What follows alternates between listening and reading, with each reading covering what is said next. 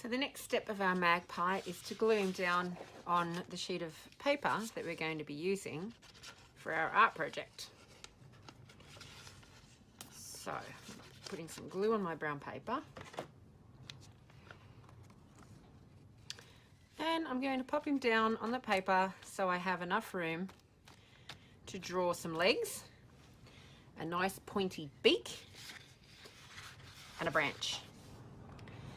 So I'm going to do a little bit of an outline of his beak first, and magpies have a fairly long and pointy beak. And because this one is singing, I'm going to have his beak open. So I've just done that really lightly with the black pastel, but magpies have a little tip of black on the ends of their beaks. So I'm just going to colour that a little bit black, and I'm going to mix it with a bit of grey. And then I'm going to colour the rest of the beak white. I'm going to mix it all together because in nature things are never just one colour, they're always a mixture of lots of different colours. And everyone's beaks are going to be different. If you wanted to draw his beak closed, you could just draw his beak like this.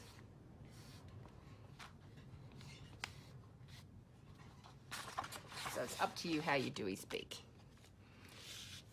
Now he needs some little legs to be holding on to the branch. So I'm going to draw one about here and another one about here. Now, in addition to the legs, he needs some little feet to wrap around the branch to hold on so he doesn't fall off. So I'm going to do his little feet like this.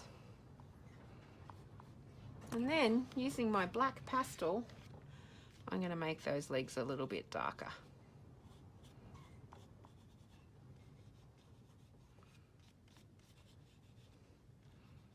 So, there he is. He's sitting on something, but I think I need to draw what he's sitting on. So I'm going to get my brown pastel and I'm going to give him a nice wavy stick to sit on, or a tree branch, I guess you could call that. Now every branch in the Australian bush has leaves on it, doesn't it? So we'll have to draw some of those as well. But just like I said, with anything in nature, it's never just one colour, it's always a mixture. So I'm going to use a couple of different shades of brown, and I'm going to make my branch a bit thicker.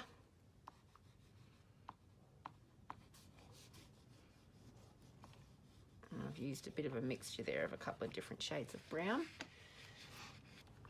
But I think our magpie needs some lovely gum leaves in the bush. So I'm going to use my green pastel and I'm going to draw some gum leaves. I'm going to draw a few of those, and just like everything else, I'm drawing gum leaves with more than one colour. So I'm just doing a bit of green with this green pastel that I have, and the leaves are going to hang off this tree in all different directions. Now, gum leaves in the Australian bush have got lots of different colours in them. They've got green, they've got a bit of grey, if I can find a grey pastel. Oh, here it is. They're not super leafy green like the leaves on a tree in a really nice garden. They're a different kind of green. But you can get creative with your leaves, and if you want to put a bit of darker green in any of them, you can. There's no right or wrong for your gum leaves. And if you leave a little bit of paper showing, you have the opportunity to come in and paint over the top of it. But rather than just having leaves hanging, I might attach them to some branches here, just so it doesn't look like they're floating off in the middle of the bush. There's a few gum leaves. Now you might think of something else in the Australian bush that you want to draw in the background, and that's fine. But that's basically where we need to get to before we paint.